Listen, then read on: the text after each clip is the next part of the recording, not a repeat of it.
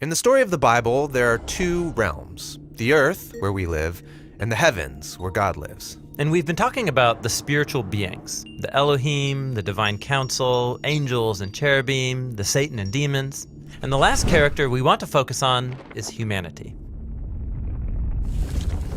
Now, humans aren't spiritual beings. In Genesis 1 and 2, they're made of the dirt, like the animals. But notice that God calls humans to become something more. He elevates them to live and rule in Eden, the place where heaven and earth are one. And they're invited to eat from the tree of life. Yeah, what does that mean, to eat of the tree of life? Well, it's an image of receiving God's own eternal life into yourself. It's about a whole new kind of existence. So wait, physical beings living forever. How could that even work? Well, somehow, sharing in God's life transforms our bodies so that we can inhabit heaven and earth at the same time. And it also transforms our imaginations so that we learn how to rule the world like God in the power of love. This is an amazing calling, but humanity is quickly deceived by a spiritual rebel. Yes, he lies to the humans, saying that they can rule and get eternal life on their own terms. And God exiles all of them from the garden. They're cut off from the source of true life.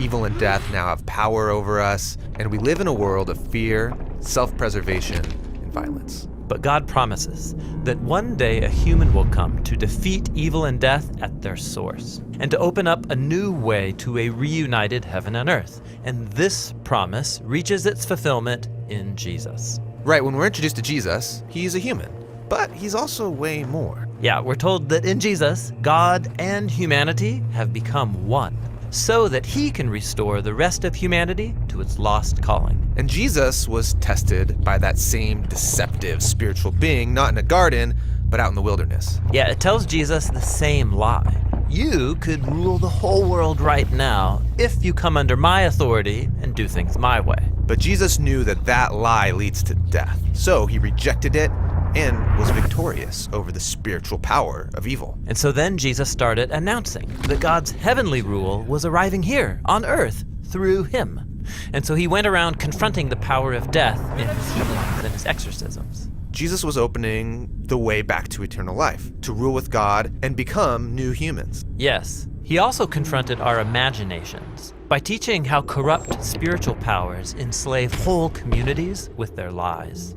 Lies like, my tribe is superior to your tribe. But Jesus said every human is an image of God. Or the lie that power comes through force. While Jesus taught that real power requires sacrifice and generosity. Or the lie that peace comes through violence. While he said that true peace comes through self-giving love. This is a new kind of humanity. Yeah, a humanity transformed by God's life and his love. And Jesus didn't just talk about these ideals, he lived them out. Yeah, exactly. He brought God's heavenly kingdom to Jerusalem to confront the powers. In fact, that's what got him arrested. Well, so maybe the way of Jesus can't win over evil. But from Jesus' point of view, his coming death was actually a battle. A battle? Yeah, not against humans, but against the real enemy, the spiritual powers that enslave us through their lies. Jesus gave his life and let evil do its worst. But God's love has the power to create life, even out of death. That's what happened when Jesus rose from the dead.